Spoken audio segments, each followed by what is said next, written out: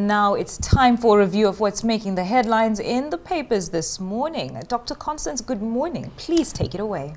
Good morning to you, Yolanda and Benga. Yes, we're a bit excited after that news for Abujans. And the dirty December. I'm really looking forward to the hiking. Oh, the hiking. Yeah, I love to hike, so I'm looking forward to that. And you know, I think it's important to also make Abuja a tourist destination. Absolutely. Yes. Although we want safety, right? People have to be safe. But I think there's a lot that can be done. Yes, it is. All right, let's look at the papers today and the stories that are shaping the agenda for you. Let's pull up this day newspaper first, and we'll kick off with that.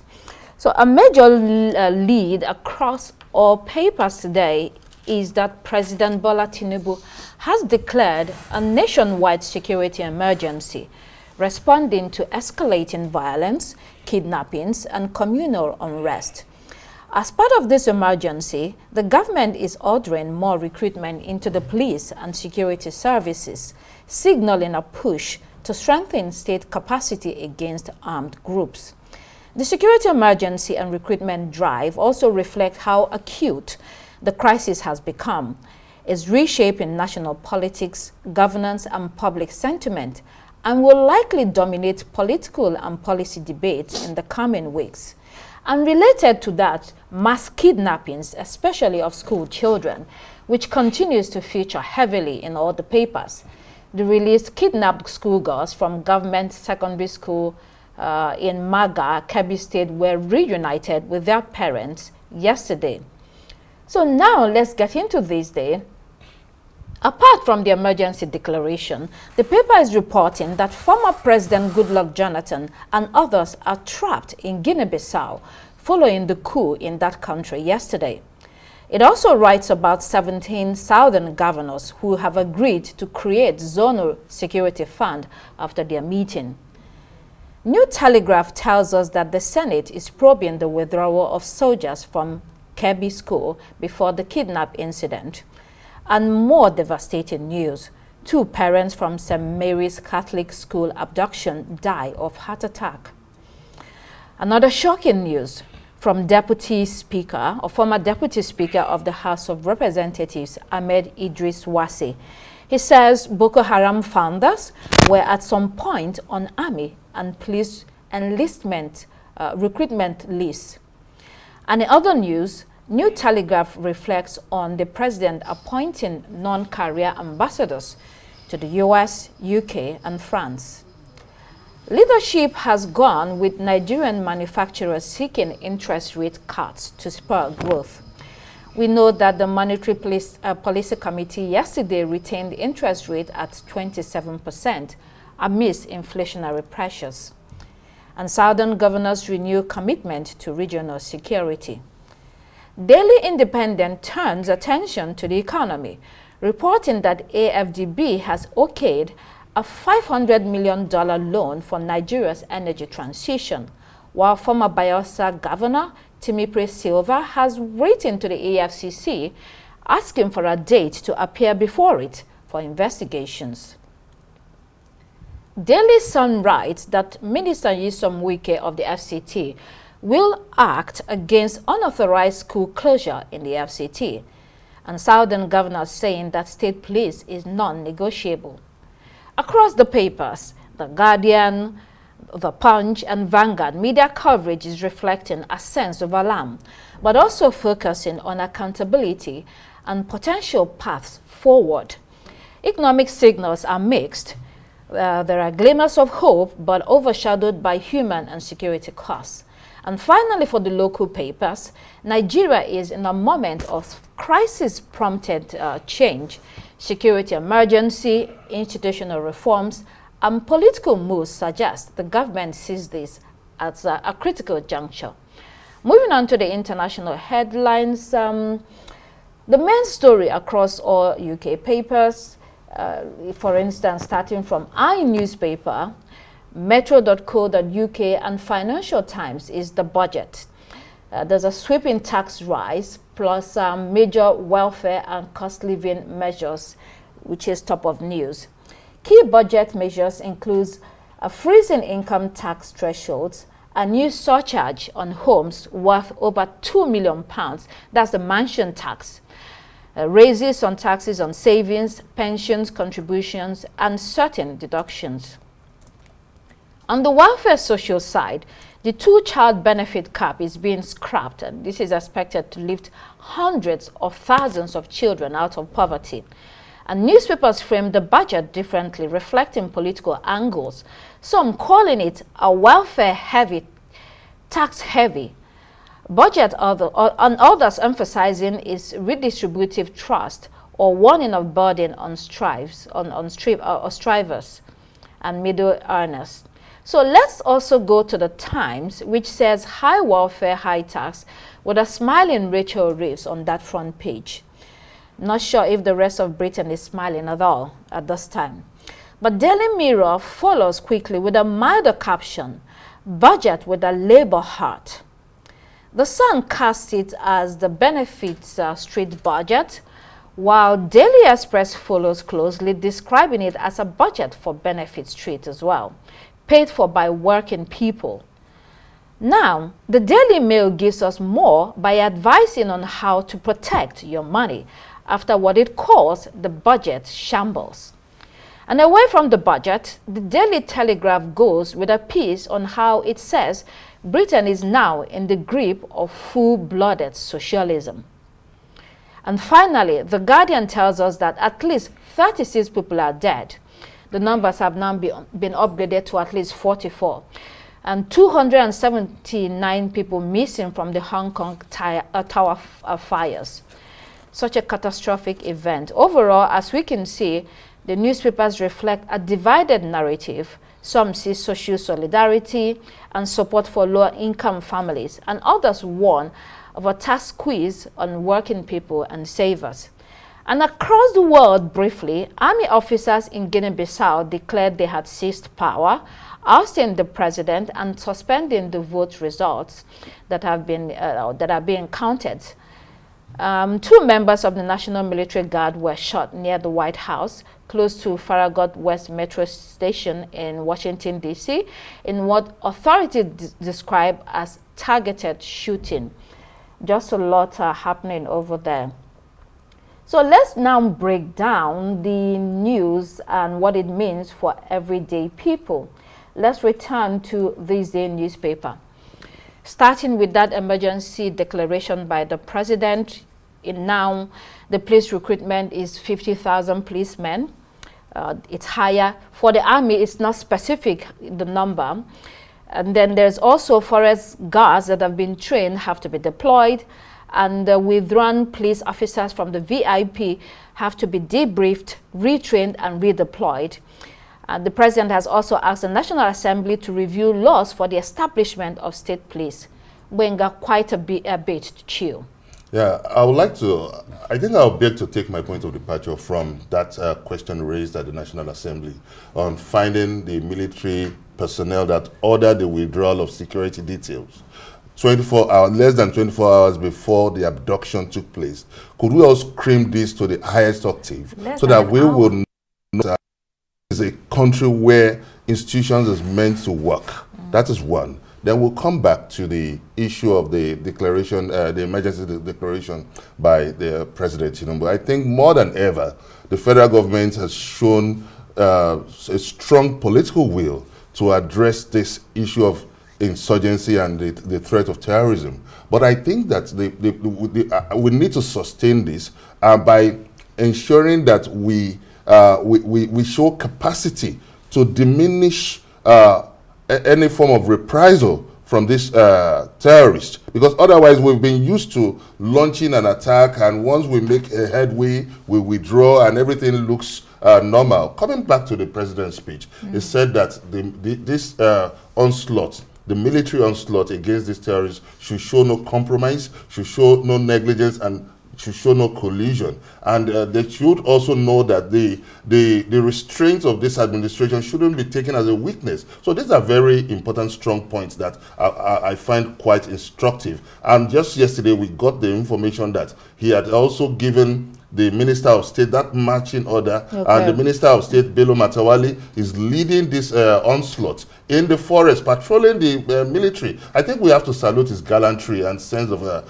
courage in being part of and being at the forefront in this national cause. So, okay, I'll leave that to you. I mean, I think the police officers that have been withdrawn from the VIPs, it will be good in the interest of transparency to know the number that have been withdrawn. Yeah, I think at the end of the day, maybe at the end of the week, we need to know the numbers. And then on the okay. I wanted to mention about the police, that it's interesting that you mentioned that. Part of what President Bola Tinubu said was how they were going to add 20,000 to the initial 30,000 that they had already said they were going to put. So that is also a step in the right direction. I think, you know, just as you spoke, I think a few days ago, we had a discussion, Dr. Constance, about what the police to citizen ratio is in Nigeria, which is 1 to 600, and where the UN recommends, yes, it recommends 1 is to 450. So maybe this is to bridge that gap. But as well, on that same day, we had a conversation about it not just being the numbers, but how effective is this? How effective is this going to be? One of the things as well, to touch up on the police, that the president mentioned that I liked, was the fact that these officers that are being taken off VIP duty and being redeployed are also going to undergo a crash training to make sure that they are up to the task, which is exactly what they need. So kudos in that direction. But let's also look at the forest guards. We remember that earlier this year, sometime in May, the president had approved establishment of forest guards to protect our forests. We have over 1,000 forests in Nigeria.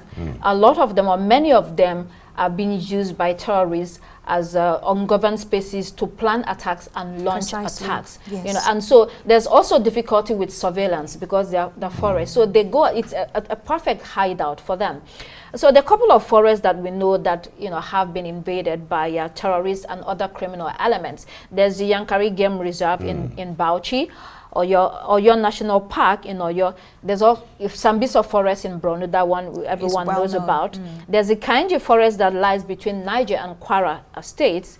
Kamuki Forest in Kaduna and parts of Katsina. And then in the southeast, we have Okija and Osumogu Forest in Anambra and Igoro in Abia State, and more. There are more places that these terrorists are operating. So the law was established in such a way that it allows states to work together with the federal government. So this is not only the responsibility of the federal government. So it has been, the takeoff has been slow.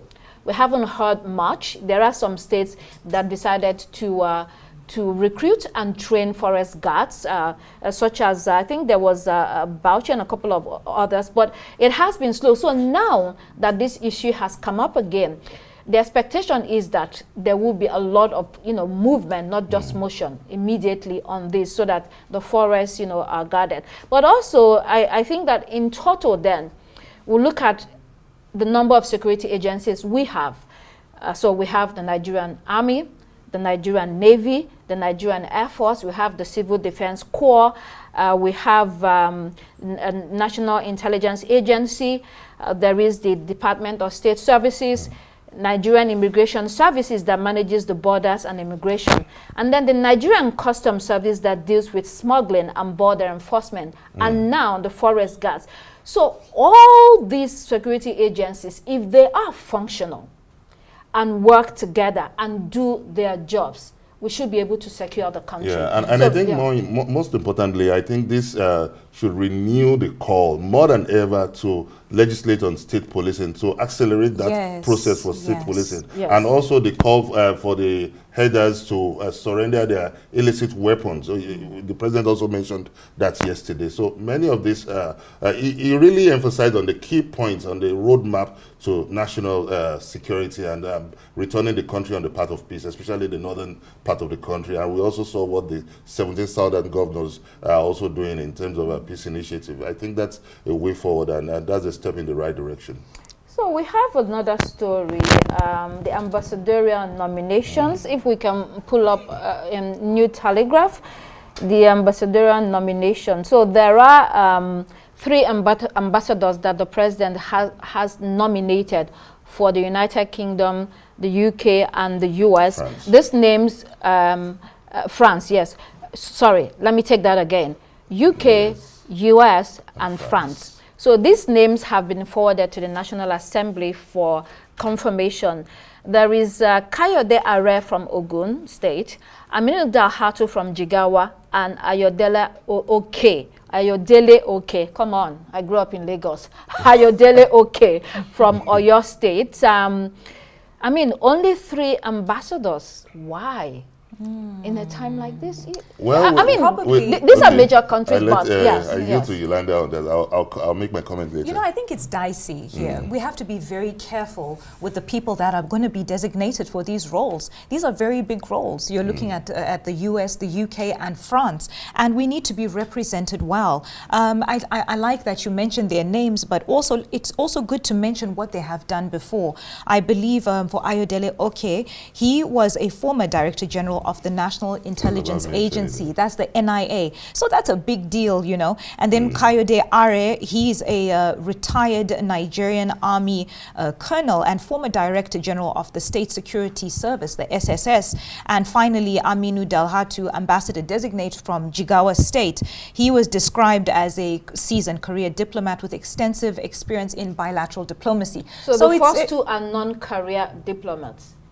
Career ambassadors, that's what it's going to be, the first 2, yes. Right, so as I was saying, you know, it's very important that in these roles, you have very competent people. And so far, it's looking like, from what we're seeing from these profiles, so far, so good. I mean, the tasting of the pie will be in the eating. Eventually, we'll see how their work goes out. But, I mean, just looking at it from their CVs, it's a great look. It's a positive thing. Benga, you wanted to say something. Yeah, I have a personal relationship with Ambassador Ayoke. He was when he was the Director General of the National Intelligence Agency. The NIA. He is regarded as the teacher of ambassadors, actually. There is no way you go in preparation for your ambassadorial mission that you will not come under Ambassador Ayoke. So he's well respected, he commands a towering influence in there. And I also want to say that there is a dilemma between managing the nation's economy and also selecting the countries to designate this. It has to be very strategic and inevitably selective. But I was thinking that China would also be among that, and also to save costs there, maybe he could also designate, appoint an ambassador to AU and ECOWAS, so that covers the multilateral gap in Africa's diplomacy. And that's why we're saying that whoever advised the president in the first instance not to appoint ambassadors, you know, that was very poor judgment. Right. Yeah. And we have seen the result of that. Yes. And each time that the foreign minister was asked that question, he was always defensive, never really providing an appropriate answer. He always said it was the prerogative of the president. Yes, prerogative of the president, but there are certain things that you did not make mistake with, you know, especially things like this. So they will be confirmed. We'll have a majority in the National Assembly, and given the circumstances, I don't think they will have any problem being confirmed. Let's look at another story quickly. Senate mulls death penalty for kidnapping and classifies abduction as a terrorist act. And, you know, there will, yes, those two very quickly, Gbenga. Yeah, one of the things that have hindered the fight against terrorism in Nigeria, many people know that it's the absence of enabling law, and that's why the passage of the Terrorism Prohibition and Prevention Act is being seen as a game changer in the fight against terrorism in the country. And now that they are now adopting more specific, looking at the issues in more specific terms, I think that is just the way to go, because there is a limit to how you can go without having that clear rules of engagement in addressing many of these threats. I think we can pull up Daily Independent now, but what I wanted to say about the death penalty. Okay, yes, it is important to classify the kidnapping. As the president said, it is now a copycat crime. Everybody wants to kidnap. So you want to make sure that it is seen as a very, very grievous crime. Offense. But when it comes to classifying it or giving the maximum sentence of death penalty, that will be controversial, because as it is today, it seems there is a moratorium on death penalty in Nigeria. Since 2016, there hasn't been anyone executed, you know, based on that. And state governors are very reluctant to even sign death warrant. Yeah. And across the world, the movement, the advocacy is on moving from death penalty to maximum sentence. So I don't know what they're going to do with that. Perhaps there will be more debate about whether eventually we want to keep death penalty for kidnapping. Very quickly, also, we have a former Deputy Speaker of the House of Representatives, Ahmed Wase, says at some point Boko Haram and other criminal networks were discovered on the official recruitment list of the Nigerian Army and the police. He spoke at the plenary yesterday on the worsening security crisis. I mean, I think that this merits an investigation. It's such an egregious act, if it was. He did not go as far as saying that they were eventually recruited, but I think there should be an investigation, and such things shouldn't be happening. And that's why some people say that we are being sabotaged, the army is being infiltrated, and information, sensitive information about the country is being leaked to terrorists. Yeah, I think that's the unspoken truth that has been swept under the rug for a long time. And this insecurity thing cannot be won just based on kinetic approach. The non-kinetic approach should be looked into. There is a wide inequality gap in northern Nigeria, and there is an underground plot in that massive recruitment of many of these terrorist elements into the Nigerian military. And I think it's time that we need to scrutinize and flush out these elements, because we saw the killing of the late Brigadier General recently, and so who gave that information? Who gave that information to withdraw the security details even from the abduction, the abduction in Kebbi State? And likewise, before they also neutralized the Nigeria's late Brigadier General that was killed recently. Okay. So we'll look at this. It has a long, a very far-fetched implication on intelligence gathering and overall the nation's security architecture. Okay, finally on the international front, we're talking about Guinea-Bissau. We have that story on the front page of This Day as well. Guinea-Bissau, former President Goodluck Jonathan is trapped in Guinea-Bissau following the coup in that country. We know that a lot of them went there to monitor the elections. Yolanda, very quickly. Yes, well, now from the report, what we know is that the military officers have seized control of the country. And this is what we expected, even just as close as yesterday. We were speaking about how Guinea-Bissau is a coup-prone nation, and history seems to be playing out all over again with what's currently going on. The report says that the President Umaro Embalo has been detained together with some other high-level politicians. So violence and confusion has broken out into the country, and you know, a curfew has been enforced, so at least there is some sort of measure of sanity there with that curfew, and maybe some everyday people who are on the streets can have some sort of safety with that. Just as you rightfully mentioned, former President Goodluck Jonathan is among the African leaders who are currently trapped in Guinea-Bissau. We know that Portugal and other international observers are actually calling for a return to constitutional order. As it is right now, we know that the borders and the airports have been shut down, so we hope that our Nigerian observers who are there in the ground and from other countries will return safely. Well, that has broader implications for the West African region. That's all we can take on the newspaper review today.